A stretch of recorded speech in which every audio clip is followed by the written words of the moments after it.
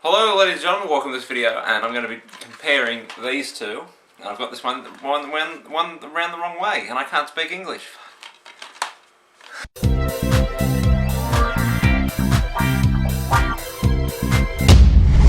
Hello ladies and gentlemen, and welcome to this video. And in this video I'm going to try and compare these two for you. On the left we have Fallout New Vegas, and on the right we have the previous Fallout 3.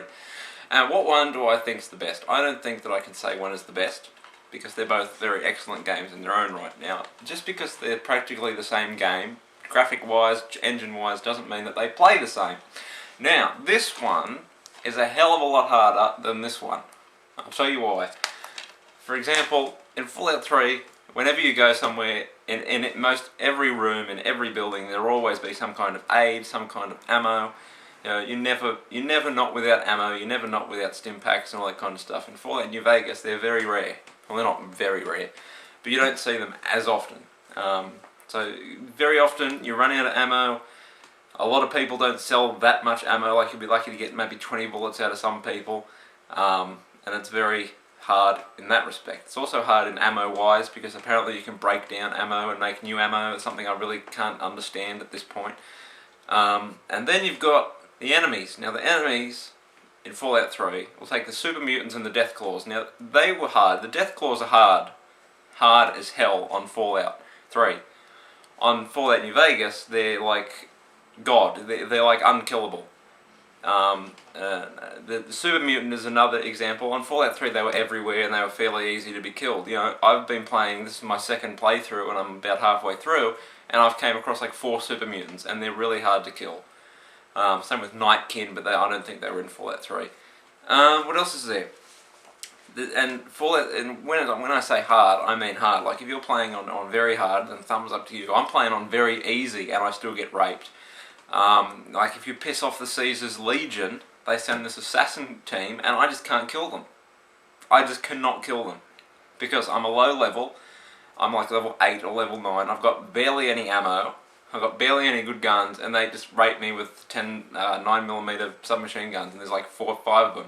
But luckily, I recruited Boone, who is just God. You should worship the ground that guy walks on, because he's a sniper, and he just rapes. There's no way around it.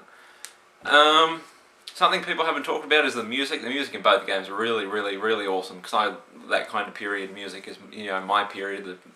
The jazz music of the 20s through to the 1959, the official date when music died. What else can I talk about them? I think that Fallout New Vegas is a lot smaller. The map is a lot smaller, and the places you go to have very little significance. Like, this is to go back to with what I said earlier. You know, in Fallout 3, you would always go to some place, and there would always be something there. Or there would be some story there would be a side mission there, you know, and all this kind of stuff. And on New Vegas, there's just buildings everywhere, but there's nothing in them. You know what I mean? Like, there's nothing there. Like, there's multiple just farmhouses that, when you go, you have discovered, no. Sorry, but there's nothing here except, you know, dead cows. So it's kind of, it's not that that's a bad thing. Like, I suppose you can't really add that much more into the wasteland of a desert, but, you know, this is something noticeable. So when it comes down to what game you should buy, I'll tell you what. Right now, I recommend, and this is not on gameplay, this is not on what game's better, on price, go out and buy Fallout 3, because you'll get the Game of the Year edition, you'll get all the downloadable content for like half the price of this one. So get this one only because it's cheaper, and you'll get a hell of a lot more content. Then you can wait, and then you can pick up New Vegas. If you like Fallout 3, if you haven't played either of them, get Fallout 3. Why? Because it's cheaper, and if you don't like it, you haven't spent as much money. So, if you do like it, then you can go out and buy New Vegas. So that's my advice. I can't tell you what one's better. Like, Fallout New Vegas is awesome. It's an awesome, don't get me wrong, I love Fallout New Vegas. I love Fallout 3. But Fallout New Vegas has got its quirks to it. I mean, there's parts in there where it tries to be so non-linear. Yeah, if you don't know what non-linear means, it means non-linear. And then as soon as you pick something, it turns into a linear fest. You know, you can only go down this path. Like, at the start, here's 50 different paths you can go down. You've gone down this one, there's no turning back, you can't go back up the path and change, you have to go down this one. or just kill everyone and then it's the end of the game, and stuff like that. And another thing I don't like about Fallout New Vegas is the armor. Oh my god.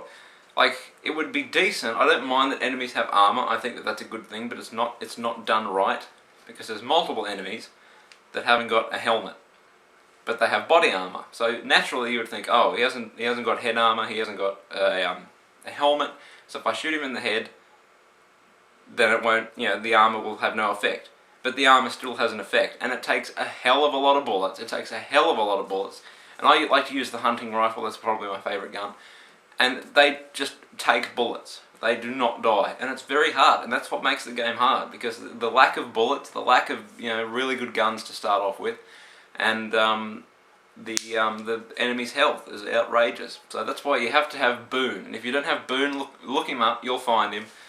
He's the best. He's the best follower that you can get in any Fallout game I've ever played thoroughly. What else can I talk about? Oh, shit. I think that's about it. They're two very, very awesome games. I think you should go out and buy both of them.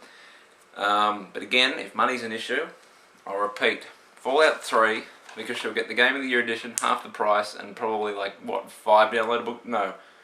Alaska, Mothership, that one, the other one, I think it's 4 or 5 DLCs with it, as opposed to paying full price for Fallout New Vegas that comes with no downloadable content. That you should go out and buy both of them, and I'm not going to sit here and compare them. I don't think that you can say one is definitively better than the other. I think they're both individual games that stand out in their own right, and they're two really awesome games, so get out and buy them. So that's my views. So rate, comment and subscribe, ladies and gentlemen. Another thing, just before we go, since all these other YouTubers like to incorporate the watchers and the subscribers and the commenters, I thought I'd try and do this. What I want to do is, when I have an idea for a video, I'll post it on my Twitter and my Facebook. The links are down there. I'm not trying to just get followers on my Twitter. I don't use Twitter at all, so I don't care. Don't try and say that. And I'll post it on there, and I'll say, for example, tomorrow I'll talk about why Fallout, what's the comparison between, what do you think is better, Fallout 3 or Fallout New Vegas? To which you can respond by, you can tweet back or whatever the hell it is. Send me an email, stiltspawn@gmail.com, send me a YouTube message, and I'll pick some good ones and I'll read them out and put them on the screen. Hopefully that works, so we'll try and get that going. Again, all the links you need are down there. So until next time, ladies and gentlemen, rate, comment and subscribe. I'm out. Au revoir.